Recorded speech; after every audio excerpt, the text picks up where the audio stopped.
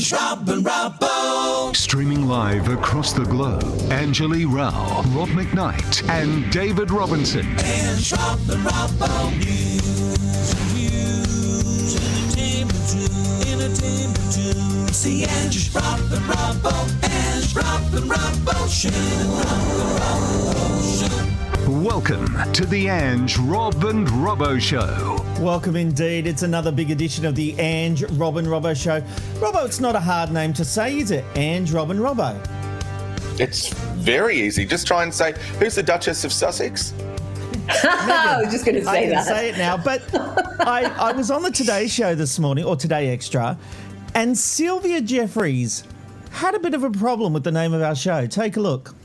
Host of his own ANJ, show. Rob and Robbo Show. ANJ, Rob and Robbo Show. ANJ, Rob and Robbo Show. Rob McKnight. Hey, Rob, it's great to see you all the way from the beautiful Gold Coast. She explained, Ange, she saw ANJ on the auto cue and went, I don't know. No, that's not right. It completely threw her. I know, it's one syllable of three letters. I can understand how that would. Thank God she doesn't get paid hundreds of thousands of dollars every year. Don't be like that. I mean, she actually said at the end of the segment, I said, and it's the ANJ, Rob and Robbo Show, and she said, I actually do watch the show, Rob. She said, I've got baby brain and I just had a freak out. So we'll be forgiving. We love her. We'll have to get her on the show. All right, I'll Hi, forgive you, Sylvia. Essentially, it was my name you stumbled over, but I'll let you have this one, darling. All right? And it's actually your fault. Sylvia Jeffreys is an amazing person. She's just wonderful. It's your parents' fault. Oh, no, they watch too. No, nothing. Move on. Love your name. Hey, I tell you what. Everyone will be pleased to know Jason Roses is back and there's a lot happening in the entertainment world. We're very happy about that. Just keep it in your pants, Robbo. And I've got an admission to make. I'm going to show a clip later on of me on Today Extra. I did something today that might have been bad form, and we're going to talk about it. I'm going to get the verdict on whether I went too far. All right? Can we do it now? No, we'll. I can't hang on. Get them to hold on for. No, yeah. Ange and I have got to go. We can't stick around. Well, see, this will keep you hanging around. All right, there's plenty coming up, including Bruno Boucher, who's joining us, and he is going to convince us that Scott Morrison deserves more money. Yeah, it sounds too hard to believe, but apparently it's true. In the meantime, let's get into our hot button issues. And it was a tragic day in April last year when a truck swerved into an emergency lane where Richard Pusey had been pulled over for speeding. The accident resulted in the death of 4 police officers. Now Pusey has pled guilty to 3 charges. The country was shocked when Pusey was alleged to be filming the dying officers and making disturbing commentary that he just wanted to go home and eat sushi. The 3 outstanding charges are outraging public decency, reckless conduct endangering serious injury, and drug possession. After pleading not guilty in October, he has now pled guilty to each of these charges. His lawyers are seeking a reduced sentence due to his cooperation and admission of guilt, preventing the matter from dragging on. They want him released from jail by the end of the month. Robbo, he's there, happily watching these police officers die. Does he deserve a reduced sentence? Absolutely not. What an entitled wanker. That's what this guy is. He filmed them, he taunted them, he wants to go home and have his sushi. This is someone who actually thinks, those things naturally. And then it fits in with the idea that's obviously coming through his lawyers, but no doubt from him as well, that, well, I'm doing a favour for you, so I should be rewarded. What? No, you shouldn't be rewarded. Mm-hmm. It's one thing for you to have a car crash and things like that. The idea of filming someone on the road dying, then complaining about your sushi that's in the car, what an absolute entitled piece of shit. This guy deserves the maximum penalty. There is no doubt about that. And also, we've got to remember, this was massive. This was the biggest loss of life of Victoria Police in one setting in history. So forget the bushrangers, forget the colonial times. 4 police officers died that day, and he was worried about his sushi roll. What an idiot. No, throw the book at him. He deserves to go in jail. He doesn't deserve any rewards for coming forward and not doing a trial. What an idiot. The thing is, Ange, at the end of the day, he filmed the whole thing. It's not like the police have a lack of evidence. Oh, of course, 1,000%, and, look, his lawyer's saying, he should receive a substantial cut in his sentence because he spared the matter from dragging on for years. Wow, what a stand-up guy. I'm sure the families of the police who died that day will feel like, the court should really cut him a break. And the thing is, he did let it drag on. He let it drag on for nearly a year now. And how many court appearances has he had where he could have admitted what he did and what all of us know he did, because it's on video, and then there's the total disdain for the victims. But will he get a lesser sentence? I'm almost positive that he will, because that's just the way that the courts work, so that they can, and the prisons as well. So it's like, churn them in, turf them out as fast as possible. And this isn't to say to be out that within a month, that's what his lawyers want, him to be out within a month. If that happens, there will be outrage. There will be protests in the street. It is disgusting. I mean, they're putting his life in danger by even trying to fight for that. But that's not to say that I disagree across the board with discounted sentences in order to speed up the conclusion of a case. But this is different. This is a real standout. The guy needs to go down for the maximum time allowed. And, the previous magistrate, because this is a new one, but the previous one on his last bail application said, absolutely not. He is still an unacceptable risk to society. So what's changed?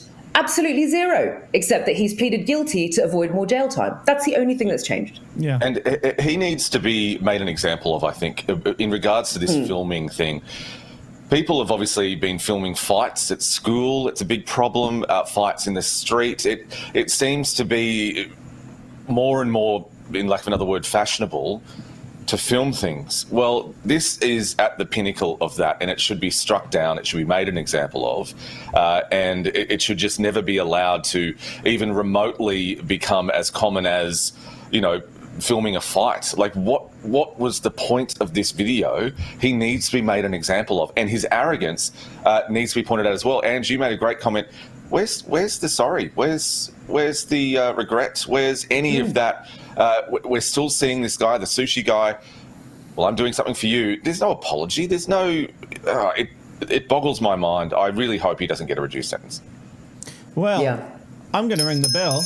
There's actually nothing for me to say. We all agree.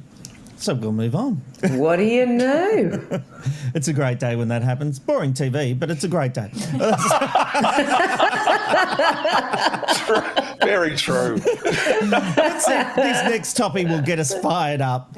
I'm sure it will. Because multinational consumer goods company Unilever has announced that it will no longer use the word normal in packaging and advertising for beauty and personal care products.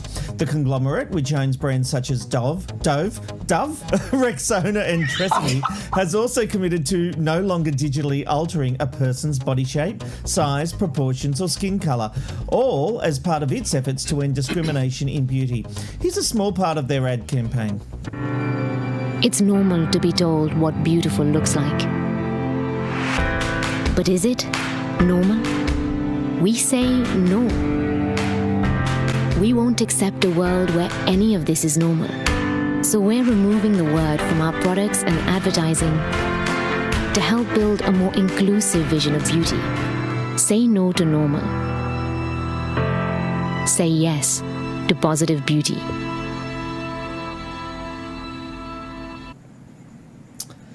This comes after the company commissioned a study of 10,000 people, which found, amongst other things, that 7 in 10 people agree that the word normal on product packaging and advertising has a negative impact. And when narrowing it down to younger people in the 18 to 35 demographic, this rises to 80%. Ange, when was the word normal ever used on beauty products? Oh my God, the story gives me a headache. It's like, it's used in terms of, for normal hair or, moisturizer for normal skin. What are they going to change that to? There's facial cream is for those without oozing pustules. I mean, seriously, I've got to say, can I say one thing? I actually thought I thought that ad was a razor campaign because all those women had hairy armpits. I thought that. No.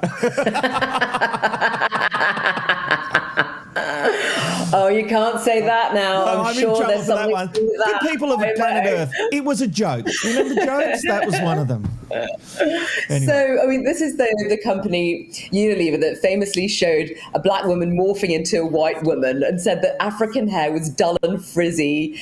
And now they swing 180 degrees the other way. We're not going to be able to say anything soon, but these campaigns just don't work, okay? So, like, most of the people that they surveyed were offended. But even if it was offensive, I roll.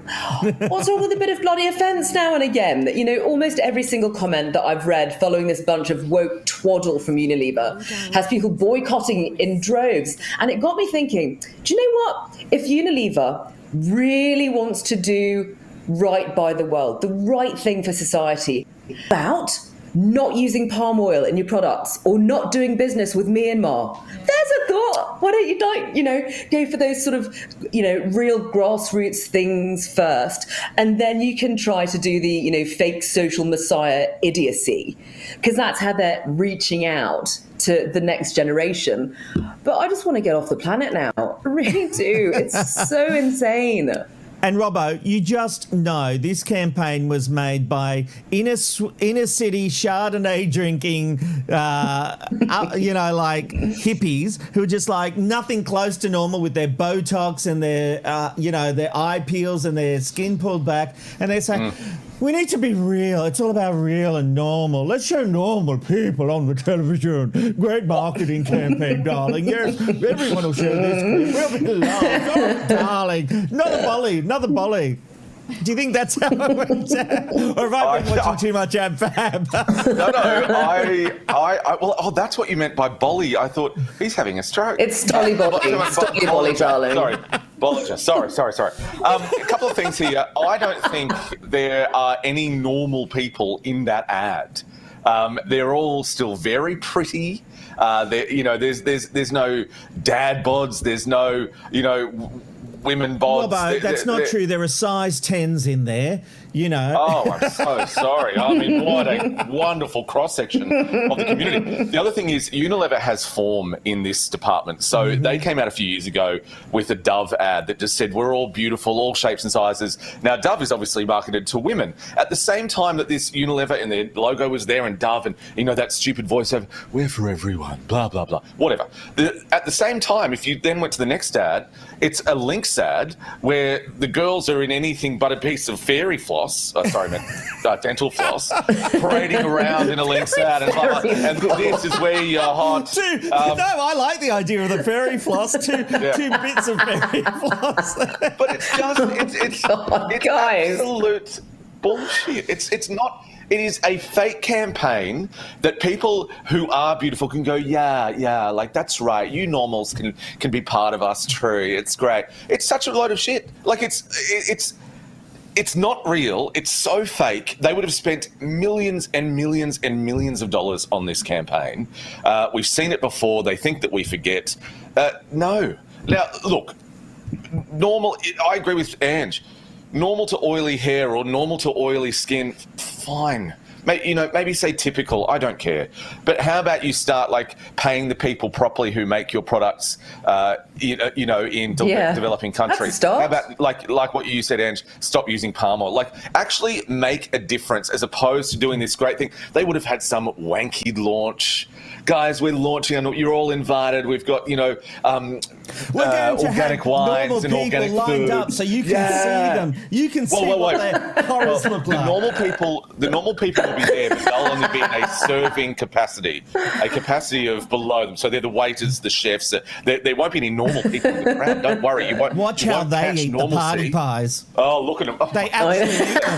Look at that. Anyway, I'm ringing the bell again because that, my friends, is 2 for 2. Never happened before. 2 topics in a row where all 3 of us have agreed. Wowzers, what a night. I think I'm going to pay a ticket, Amanda. We'll get there, people. Hang in there. I'm sure there'll be a Barney soon enough. Well, maybe this one will do it.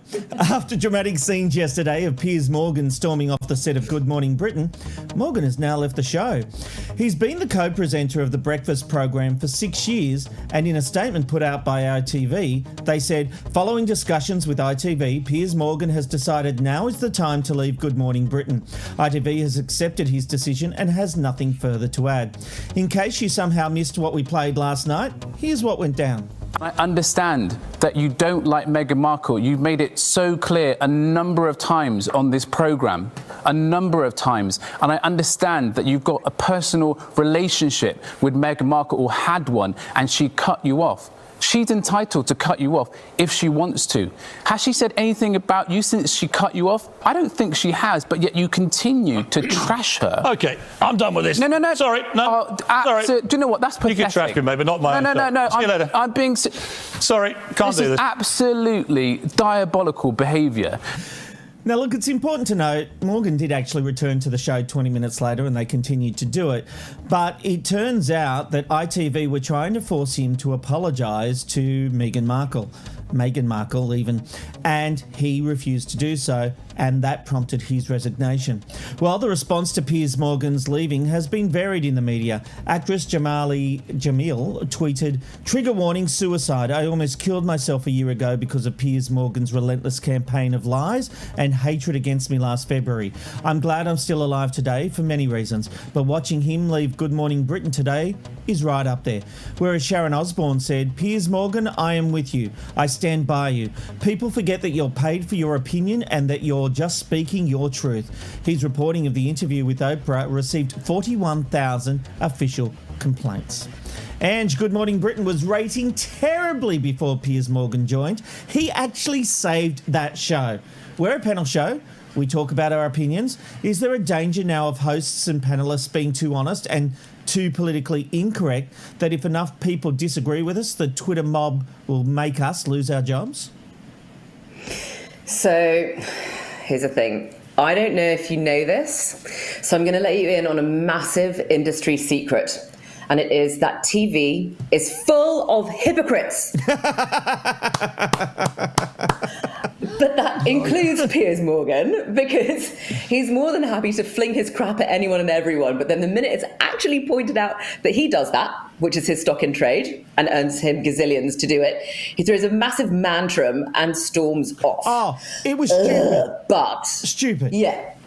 So, broadening out, though, there is a massive risk, I think, in any form of broadcast that's not read entirely off an auto cue and that requires opinion, which used to be actually a sackable offence at a couple of the networks where I've anchored. These days, your entire purpose, if you're on anything that requires a view, is to push the boat out somewhere. Yeah. It's this invisible line and nobody can tell you where it is. You'll only know when you cross it, and often that's too late. So, we did see that with people in this country, who were hard to be provocative, like Carrie Ann on Studio 10 and then Yumi Steins on The Circle, that, good Lord, ultimately killed the entire show, which was quite the achievement. But it is really a precarious thing being in any opinion-based show, particularly when you're on a traditional medium like TV. And depending on... So, of course, networks want some backlash, some of them a lot of backlash, because it still means that people are watching. They don't care whether, somebody's loved or hated. It's just whether they're watching. But then it can just go too far the other way in some network executives' exalted mind. And that's the end of it. But you don't know until you're on the other side of that line. And it's a risky thing. It really is. Yeah, the line here seemed to be the fact that he, specifically, it came across that in relation to her mental health and the talk of self-harm, that he said he didn't believe anything she had to say.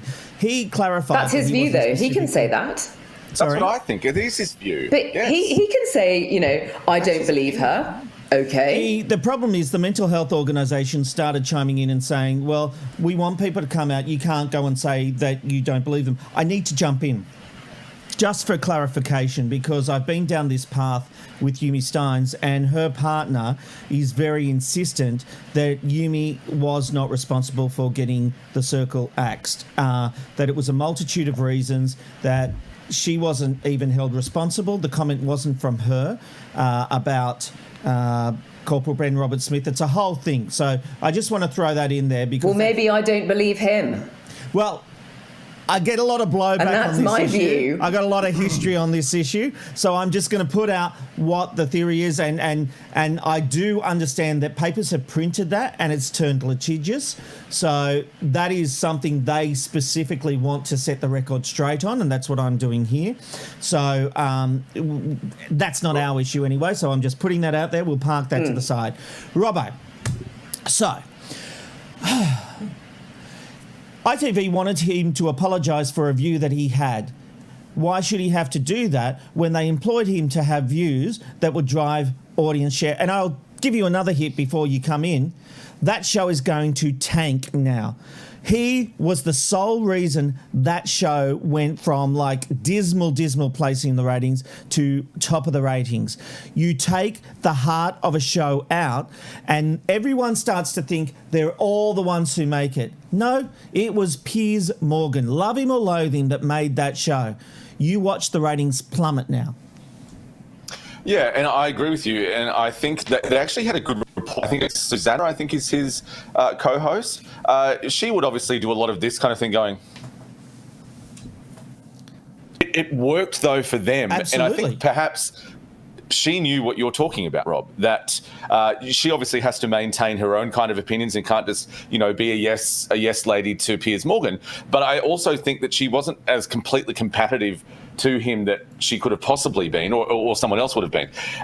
This annoys me for so many reasons.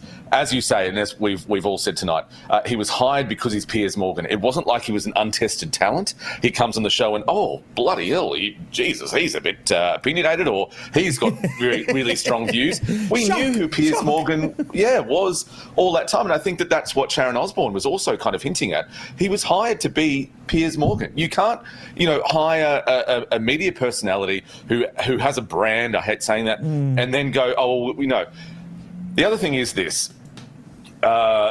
You live by the sword, you die by the sword. And I think that really applies to Piers Morgan. Those kind of people will always have an abrupt end. Darren Hinch, Stan Zemanek, Alan Jones. When you're employed to do a certain thing like that, there'll always be an abrupt expiry date and you're done.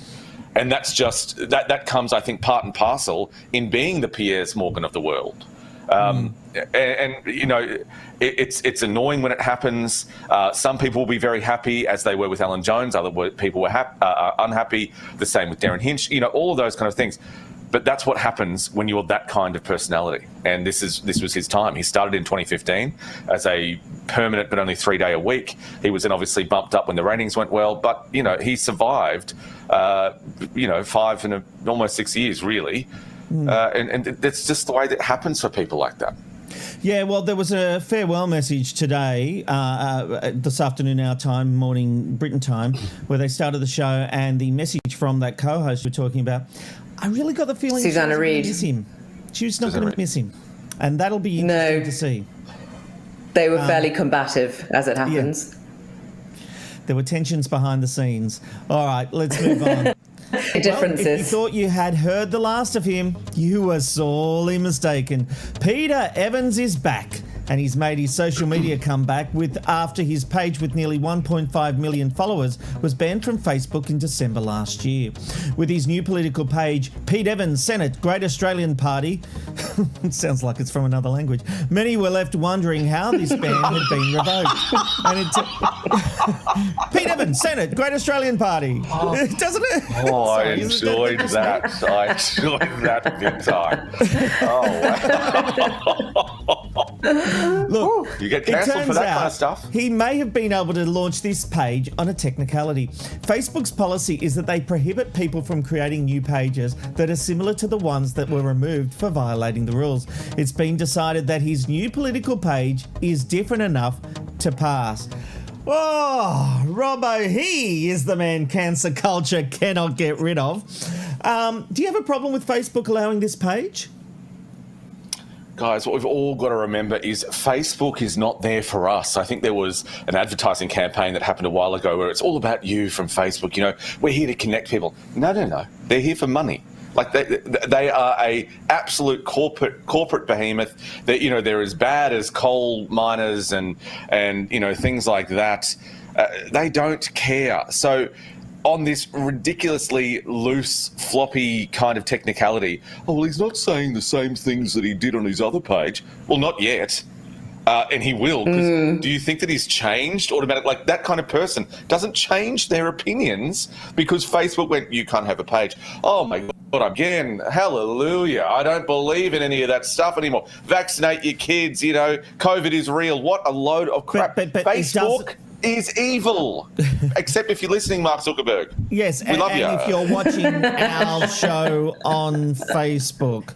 Oh, yeah, don't boycott it. Don't boycott it because you'll miss the show. In your head, like, say that you don't like Facebook, but don't cancel your profile because then you won't be able to watch this. Although they can watch us on Twitch and Twitter and YouTube. Hey, Robert, I want to challenge you on that because what I would say is that he was banned because of those controversial remarks about COVID and the neo-Nazi thing. But if he doesn't sprout those views here, he is launching a political party. He's making a run for Parliament. I actually think he should be allowed to have his Facebook page as long as he doesn't go down that path again. If he starts saying coronavirus is a hoax, then ban, good night, goodbye. Do you actually think that he's changed his platform? So no, I don't. It's come from... So, but obviously they're going to be his policies. His policies of, well, COVID isn't real, we need to stand up for it. Anti-vaxxers, you know, we should be not vaccinating our kids. You know, eat bone broth. They're not going to change, Rob. So it's a matter of time, though, for this to sprout. That is his platform. His platform is all of those things that he's been very vocal about. We just have to wait. The moment I believe a federal election is called, it will kick into gear and he will be spouting his stuff like he did before. But he will be deplatformed again. So that's what will happen. What he's got to work out, Ange, is how far he pushes the envelope. I missed that, sorry, because I was talking over you. I said Pete Evans has to work out how far he pushes the envelope. He doesn't, though. He never works it out. He just gets banned. You know, and now Facebook's saying, oh, it's all good, it's fine, because, you know, the new page will be different. It won't be different at all. It'll be exactly the same, except it'll have politics thrown in. And how much worse would you like it to get? I mean, that's the only way that I can think of that it gets any worse than it already has. But, you know, of course, there's the whole freedom of speech thing, blah, blah, blah, and about how our, you know, grandfathers fought and died for the freedoms that we now enjoy, of course, and that's a privilege. But I'm pretty sure that our grandfathers wouldn't want some fool abusing it to the point of endangering society with these lies that sadly many people do believe. And, you know, at the time when Facebook axed him, I was like, so they're just going to let him back on in 5 minutes because, you know, at the moment they just can't make up their minds what the hell they're doing these days. Yeah, they'll cancel him again eventually. They will, because Pete Evans will what Pete Evans always does. And that's the way that it will go. We live in a free society, and we do, but not when people are endangering other people. 100%, 100%, which is why he was deplatformed. But we've got to assume look, I don't like the guy. I don't support the guy, but I do believe in free speech. And if he goes down that path of potentially harming lives, Ange, kick him off. But he is running a political party, and parties deserve a platform to tell what they stand for so the voters know. I just believe in free speech. But it's not a right, though, on Facebook, I don't think. No, of course. It's not a right for you to be able to have a political party and say, well, just because I'm a political party, I deserve to be on Facebook. Rob, you talked about pushing the envelope, which I understand what you're saying. The moment he opens his mouth, the envelope is off the table, down the road and in the river. He doesn't seem to have any kind of knowing where the line is, because the moment he speaks, the line is crossed. Now, that's the problem with him. Yes, I believe in free speech as well, but we're in a new age where free speech used to be, if you didn't want to listen to someone on a soapbox, you kept walking. And then later on it became, a radio show where if you didn't want it, you switch it off. Social media is far more powerful, reaches more people and can reach them at any time. I think we all have a responsibility then to identify the Pete Evans of the world. Now, he can still run for Parliament. We're a free country. We're a democracy. Anyone can run. That's fine. I just don't know that you deserve or have the right to a platform like Facebook, especially when you've proven what your behaviour is in the past. Yeah, look, Yeah. I think that's a fair point. I think it's a And tough will be in call. the future. Yeah, look, let's be honest, we all know he's going to be taken off again. He'll do something. Hey, look, I need to move on. As I mentioned earlier, I appeared on Today Extra. It's going great. Did you? What? Rob was doing Did his thing. You haven't mentioned this. No, not at all. What's happening here? This is a shock to me. Oh, God, please go. Well, Robbo, I've got to say... Teasing. I felt like the segment was going great. It was a two-parter. We'd done the first one. I felt like I made some really good points in my hot topics. And then I told this story. I don't know if I'm allowed to tell this story. My wife really had me believing for like the first 5 years we were together that she didn't fluff. Like I'd never heard it. I'd never smelt it. And we're going down a really classy path here, I know. But one morning we were in bed and all of a sudden it was so big, the doona actually flapped off the bed. It was such a big one. Conversation coming up. Hyperbole to this. I don't believe it. Let us save you from yourself, Rob McKnight. Before this watching. I'm not going to show her this tape. No. She's watching. Mrs. McKnight has They're left the always building. watching. Look, for a bit of context, there is context. You're not here with her. That we were discussing. I have. We were discussing Married at First Sight and the intimacy challenges, and I made the point that forget what they're doing intimacy-wise. Fluffing in front of your partner is the ultimate. Oh, stop test saying that of intimacy. word. It's a trigger. I don't like that word because it reminds me of like when someone says that word, I just think of someone's bum, and then it's cotton balls that are coloured grey that kind of just bounce around. What? I've had this idea ever since I was a kid. I hate that word. It makes me feel really uncomfortable. Sorry. Back to Amanda. Let me ask you. Let's say, so Amanda was out at the time when I did that live cross, thankfully. She came home and she's like, how'd your cross go? And it went great, got lots of laughs, told good, I said, but. Literally. And I told her what I said. It went down a tree. She was very, very happy. I'm suing for defamation. Is it ever okay to use your partner as fodder to get a laugh, whether it's in a group of people or on national television? Is that okay? Well, before we get into that, I just want to say, first of all, Amanda, babe, everybody fluffs. Be proud of it. Own it. She had me believing for 5 years that she didn't, Ange. For 5 years. I actually thought maybe she's not human. That's pretty good. It is pretty good. He's the idiot who believed her. Oh, my God. No, seriously. Because I was like, you must fluff. And she's like, I don't. Oh. And I never smelt it. She never dealt it.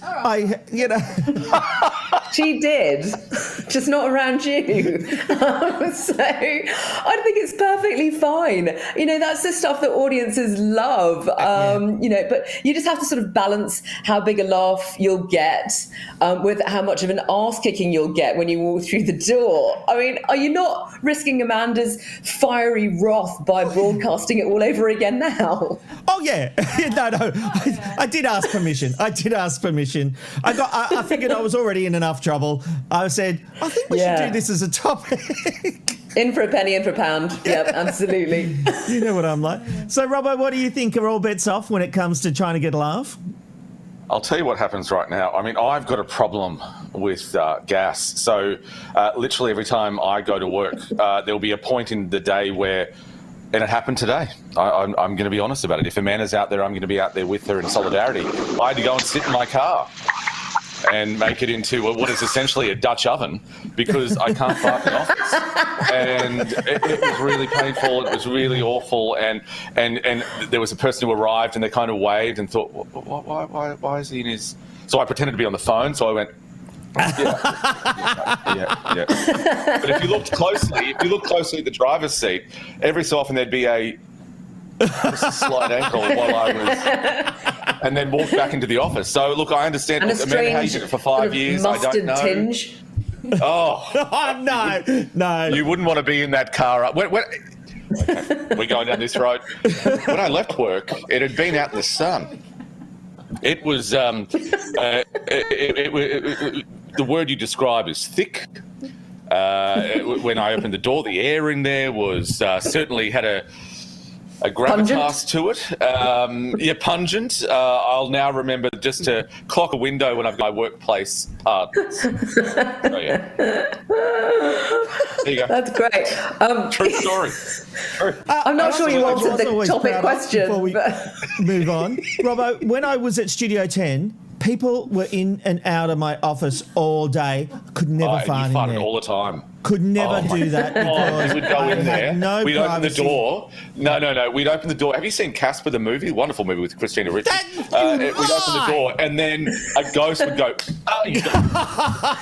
Freaking hell! I'm not copying that. And then you'd say, "Come in." And say, "Oh no, I've forgotten what I had to talk to you about. I'll come back in a minute. I'm just going to leave this open a little bit, a bit close in here." And then you'd come back in 5 minutes. But I'm totally not copying that. Not having it. Hey, look, Bruno's just around the corner and Jason's over. We're going overtime today, let's be honest, everyone. So get set. We never know what's going to happen with Bruno. But first of all, let's get the news headlines with ANJ. Indeed, let us do that straight away on this Wednesday, the 10th of March, 2021. 3 men have been arrested over their alleged involvement in the importation of meth and cocaine hidden in lollies from the US. And the Australian Border Force bust happened last November, with officers finding a further 16 parcels over the course of 5 months. The drugs, packaged as lollipops and various other sweets, had an estimated street value of over $3.5 million. Police say the sophisticated disguise of the narcotics could have easily been mistaken for candy by adults and kids, adding the drugs were uncut and potent enough to cause serious injury or death. The investigation continues. Department of Health Secretary Brendan Murphy has signalled Australia is still a long way off its target of vaccinating 4 million people by early April. The country has now surpassed 100,000 vaccines since the rollout began more than 2 weeks ago.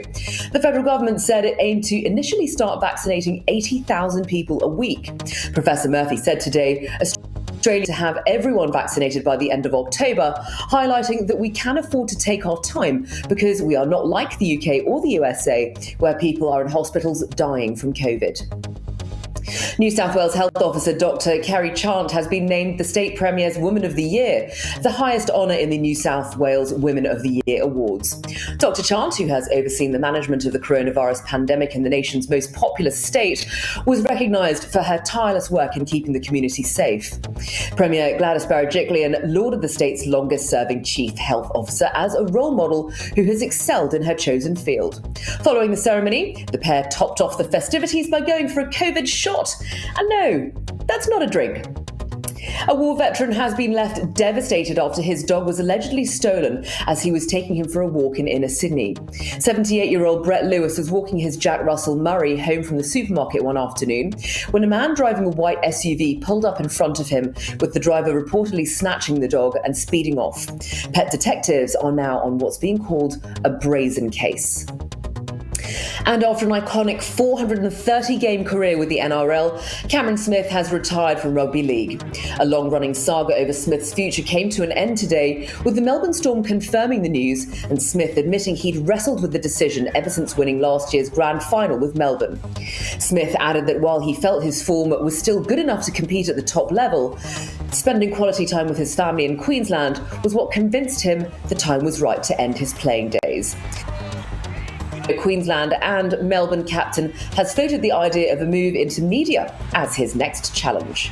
The next phase, next chapter of my life, hopefully it'll involve rugby league in some capacity.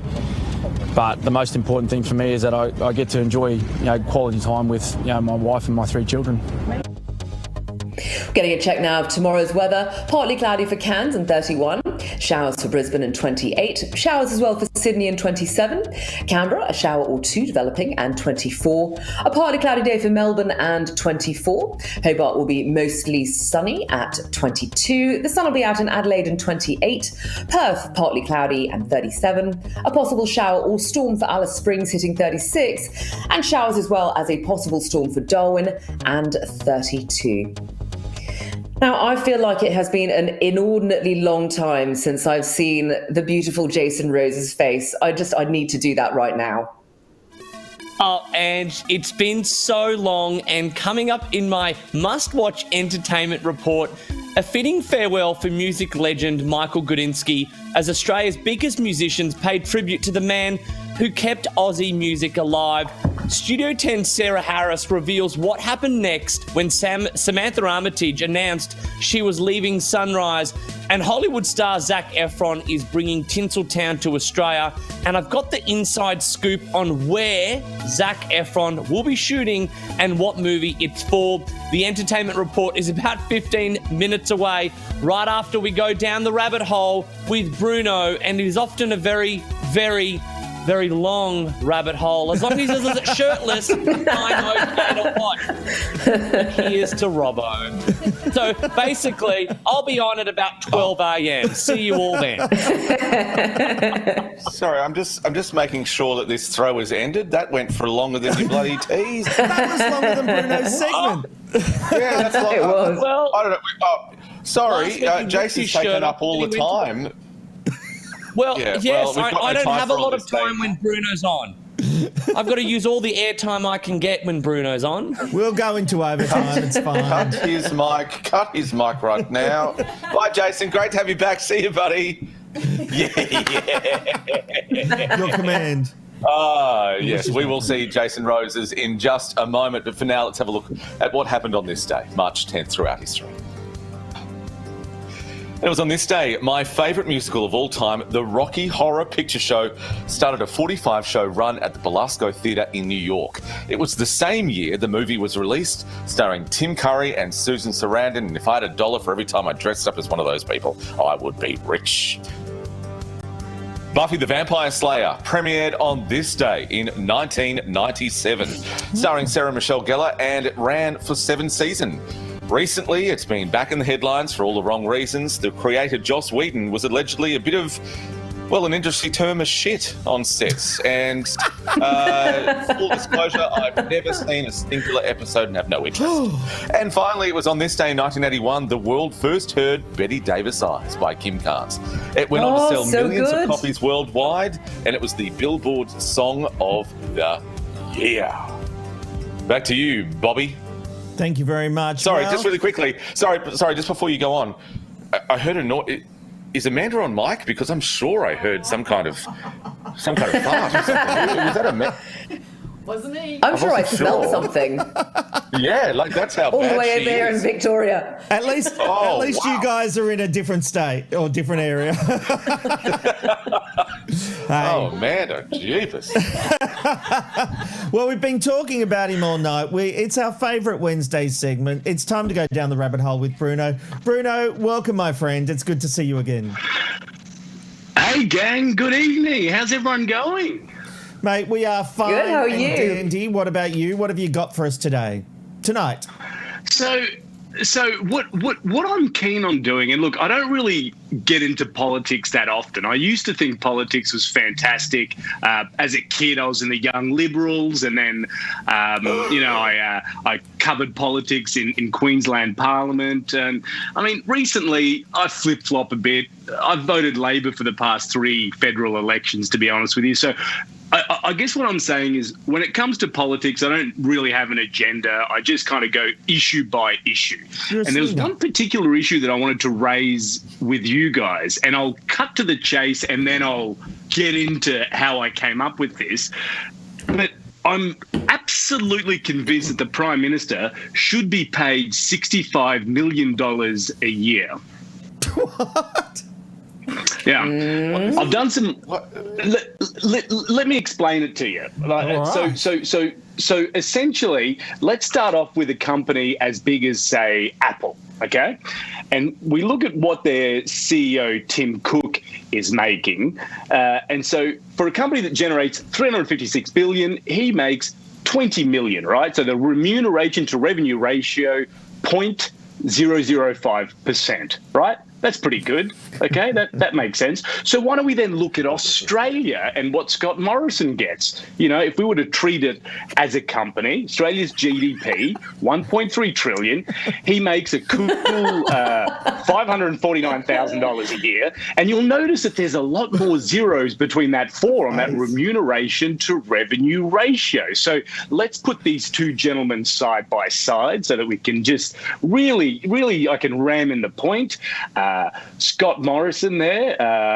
Oh, hang on. Do I have the right slide? I don't have the right slide. That's okay.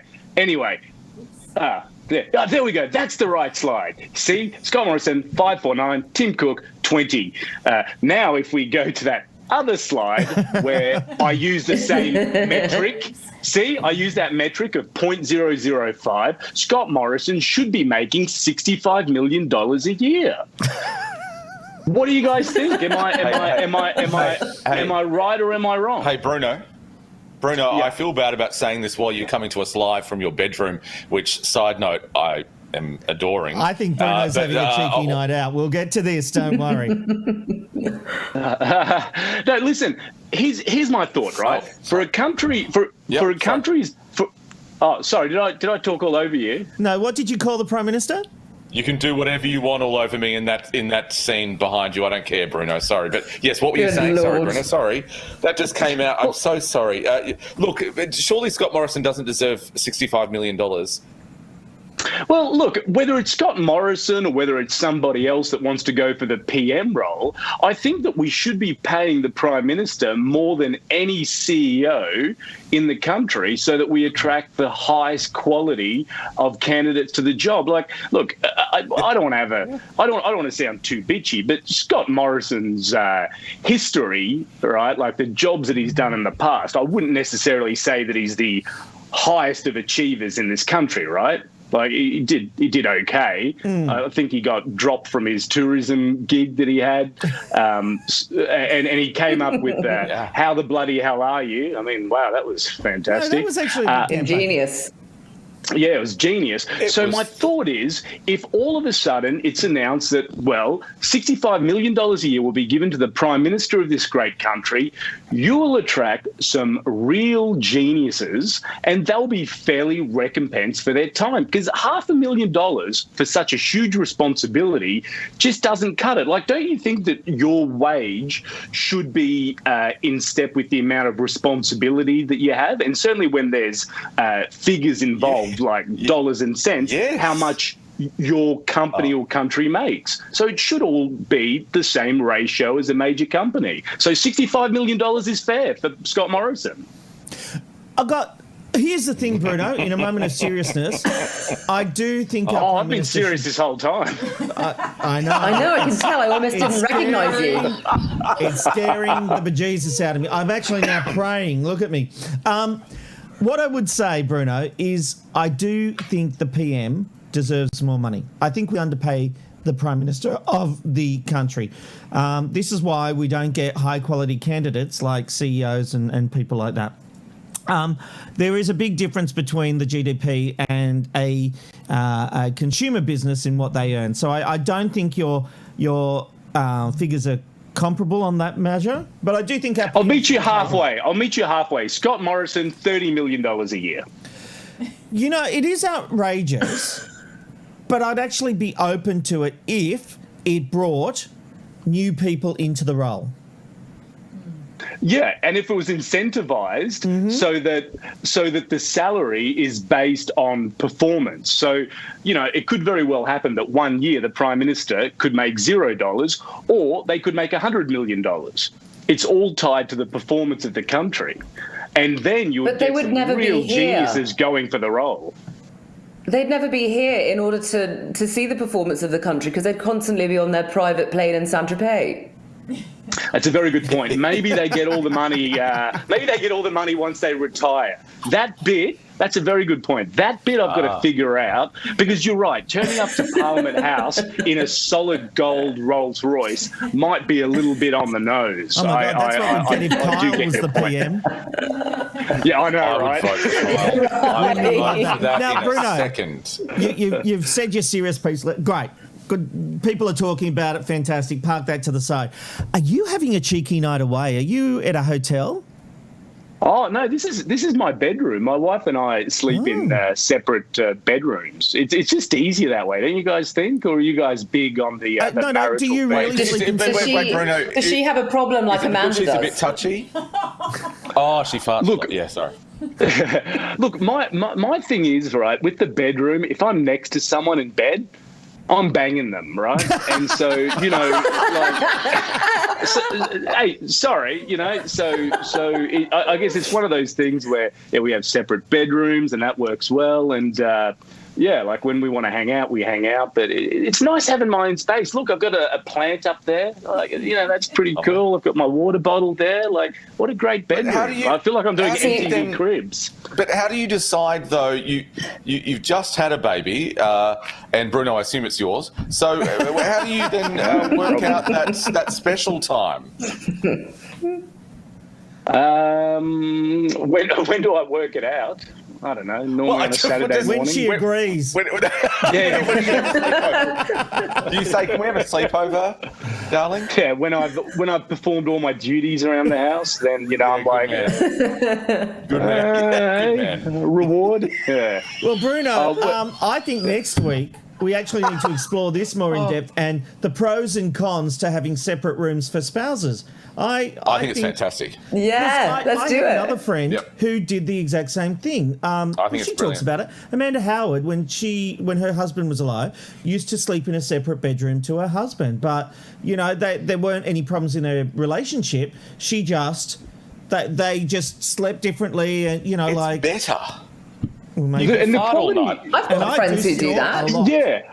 I'm keen to discuss this because the quality of sleep when you sleep on your own is fantastic. You wake up rejuvenated, you've slept well, but you wake up, you know, you've got to sleep next to someone else. They're sweaty, we're going to talk about and in your case, week. Rob, they fart. And it's just like, you know. Fine.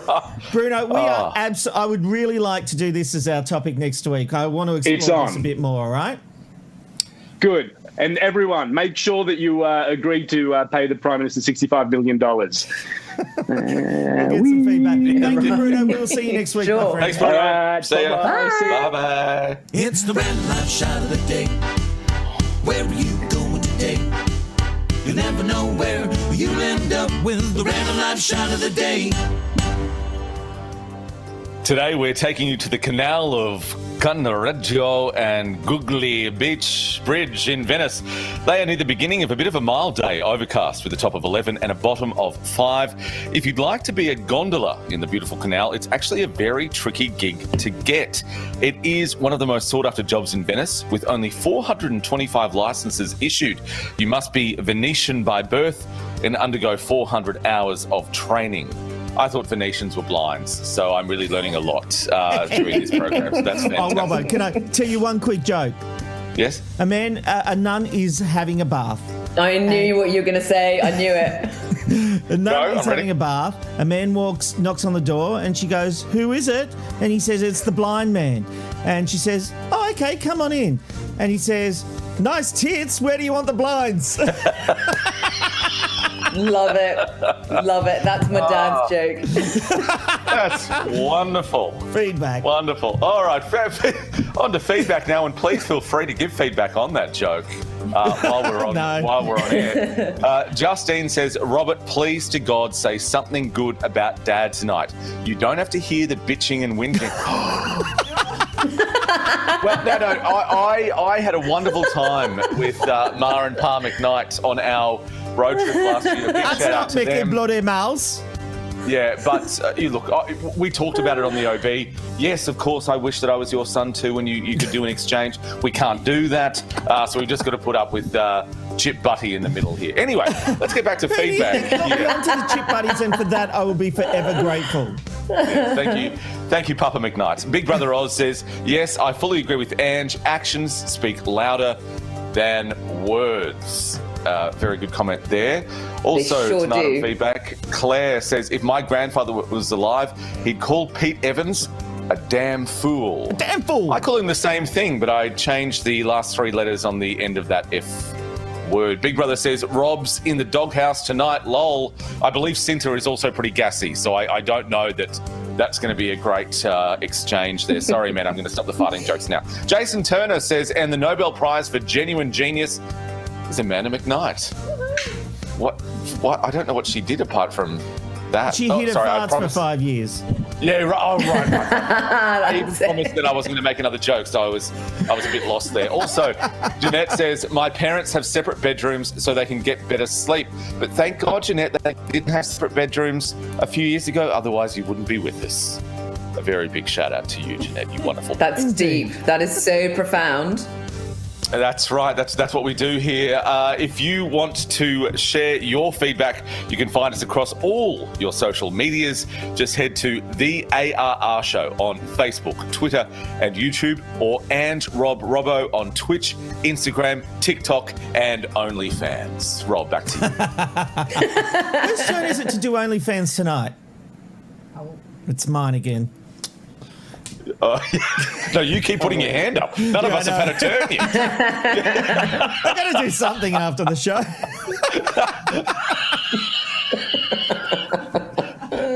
Let's go to Jason Roses. It's time to bring him back. We welcome with lots of love our good friend Jason Roses. Jason, you've returned to the fold. Welcome back, my friend. Hello, yes, welcome. I just had a few days off, but I'm feeling refreshed now, Rob. Oh, was that his name? Refresh. That's an unusual name. I was going to make a Mardi Gras joke too. Oh my God. No, I didn't go to Mardi Gras. I wish I did. I had friends of mine that were there and they didn't even invite me. Very disappointed. But anyway, I'm back. Fabulous. Now, look, we need to get serious for a moment because last week we lost a great Australian man who did so much for the music industry. Today, family and friends said goodbye to Michael Gudinski. Yeah, Robert, a private funeral was held in Melbourne for the music legend Michael Gudinski. It was held at Ormond Hall, which was Gudinski's first stage live music show there in the 70s. Now, 360 people attended and a lot of Australian celebrities. It included Jimmy Barnes, Molly Meldrum, Kylie and Danny Minogue, Sam Neill and Shane Warne. The service went for 2 hours and many of the people who attended, they had worked with Michael. He launched some of their careers, many of their careers, and he was remembered as an absolute legend and someone with a larger-than-life personality. Now, there is going to be a state memorial, and that's going to be held at Rod Laver Arena on Wednesday, March 24th. But just take a look at some of the footage from that funeral today. Forming a black T-shirted Guard of Honour, the MG crew, 170 strong, those normally behind the scenes who'd made sure the shows always went on. Today, they were front of house, giving a standing ovation for the final encore.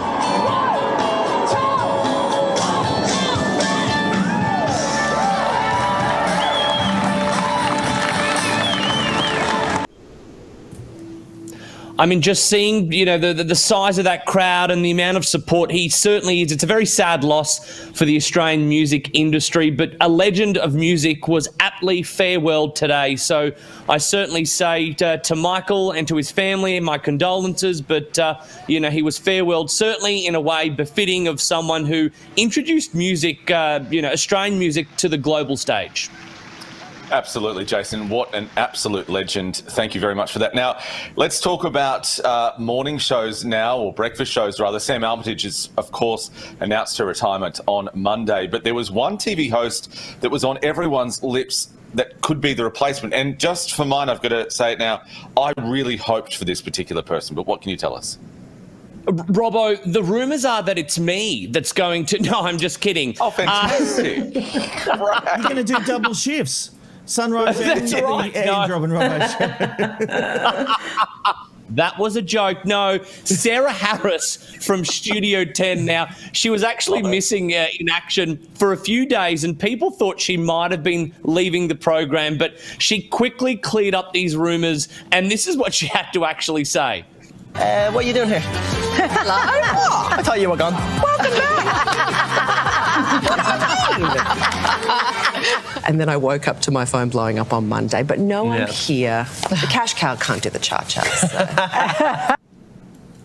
So no, it wasn't, but as revealed by TV Black Box by our very own Rob McKnight, we in fact know, and I want to ask Rob how much he knows, but apparently Nat Barr. Seven are yet to confirm the appointment, but there are, of course, other names thrown in the mix, Edwina Bartholomew and Monique Wright. But, Rob, you reckon it's Nat Barr? Time will tell. No, I'm telling you.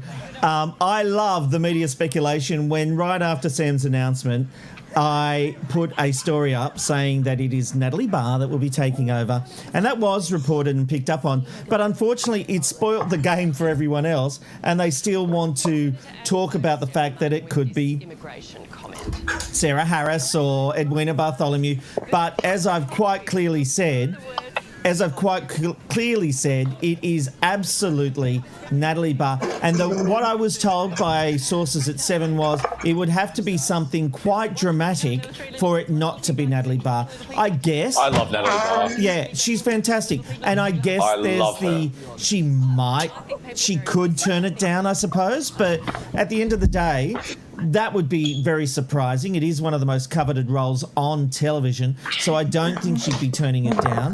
But I would say that they may not be announcing it tomorrow, but they will be announcing that it's Natalie Barr taking up the chair, who has obviously worked so well with Koshi. She's filled in for Sam. And you've got to remember, if you even don't want to trust my sources, use logic. Sunrise and Seven have been so good at transitioning into the next person. When they were, I was about to say, moving Mel on, when Mel moved on, they kept having Sam fill in for Mel. Well, who's been filling in for Sam every time she's away? None other than Natalie Barr. So, when I tell you it's Natalie Barr, you can bet the house that it's Natalie Barr. Oh, actually, can I bet on Sportsbet? Are they taking those off? Rob, just really quickly. Rob, I can't let this go. Who will she be sitting next to? What's the name of that guy? David Kosh. Oh. Yeah, but what's his nickname? Koshi. Oh, Koshi, not Kochi. Oh, okay. You just called him Kochi then. Did I? No. When he was sitting next to Kochi. Absolutely did not. I laughed, and I always confirm with our producer, Abby Mickelson, down there. And when I heard, I went, and then she's like... Maybe I should or something. I have never called him Kochi ever. I know it's Kochi. I missed it. How did I miss that? I love picking Rob up on his mispronunciations. It's my favourite Every day I feel like I'm trying to impress the head mistress with my pronunciation, and I get it all right. I get C minuses every night. Must try harder. Jace, you know, I love talking about Zac Efron, and looking at him is one of my favourite things to do. So he's about to pay tribute to Australia in a big way, the country he now calls home. Oh, can I just say he's an absolute spunk, and I hope one day I get to meet him in Byron Bay. But he is filming season 2 of Down to Earth here in Australia. Now, take a look at the photos he posted on the Instagram. Him performing a welcome to country ceremony led by an Indigenous Australian elder with the caption, "Here we go, Down to Earth season 2. Now, season 1, if you didn't catch it on Netflix, it was a big hit. And it shows Zac and his friends traveling around the world to places like France, Puerto Rico, Iceland and Costa Rica, and they basically explore the ways of living, the cultures, of the customs of the country. So apparently season 2 will premiere on Netflix in 2022. I reckon him and his friends should come down to Canberra. I'll show them a great time. We'll go to Lake Burley Griffin. We'll go on a go boat. And Zach, you can stay in my house on my spare bed. What? Not on the spare I'm bed. sure Who Zac believes Efron that? is going to give up Sure. his multi-million-dollar house in Byron Bay to come and slum it with you, Jason. No, good on you. Very nice. Yeah. Very nice. Yeah. All right, Jason. Disney Plus, which I think is a fabulous service, has Huge. reached a pretty huge milestone. It's massive. Like, they have now reached 100 million subscribers. So to give you an indication, they've only been operating for 16 months, and that's already half of Netflix numbers. And obviously the shows like The Mandalorian and WandaVision have been thought to contribute to the success, as well as Hamilton. But 100 million is just an astronomical number. And certainly with the recently launched Star category for more of an adult demographic as well. But good on Disney. I've always loved Disney. The fact that they've got half of Netflix viewers, it's massive. It's huge. It just goes to show everybody loves Disney. And it's brilliant. I think that the best thing that they ever did was, and I look, Rob, you would have known, but that Star edition is just brilliant. So when it was launched, people were saying things like, "Was Family Guy going to be on the streaming service?" The CEO said, "Look, no, that's not happening. Like, you know, we understand we own that, but we're going to keep Disney Plus." And this was way back before we knew about Star. And I always thought, "Oh wow, there's so much stuff that you're not going to put on there." I mean, the mouse knows. I mean, he knows what he's doing, and Star is absolutely fantastic. I've got to tell you really quickly, I've cancelled my Netflix subscription because of Disney Plus. Oh, like, it's an absolute really? cracker. Yeah. I'd rather spend money on Robbo, Disney Plus than Netflix. I'll give you my password. Oh, don't say that. You're not allowed to do that. Hey guys, sorry, just really Talk quickly. about that off air. Wait. I know we're on air, but Amanda, can you just put us on a two-shot here, guys? Off you shoot. Have a good night.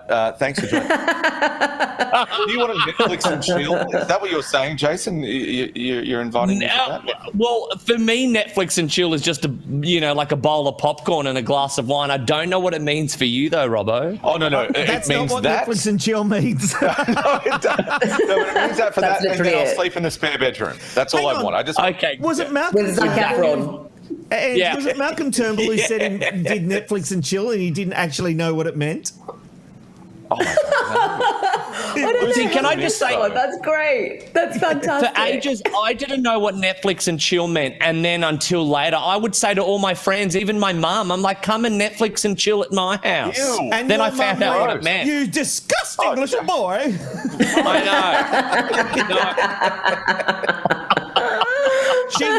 know. She knew. Hey, Jason, it really is good to have you back. What a great show it's She been. knew. We've agreed on some topics. We've had Bruno in the house. We've talked about everything. We've had Jason here. Guys, I'm just in love with you. The and this family's show. back. And Yeah. sorry, Oh, yay! The family's back. The, family OGs. is back together. Sorry, the word family, I didn't understand it. All right,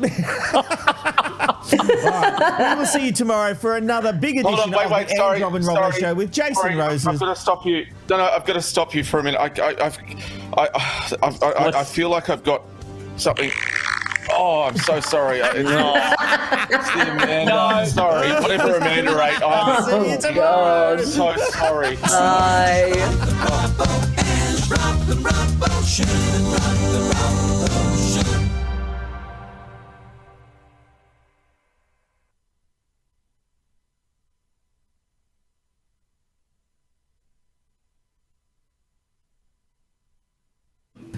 This is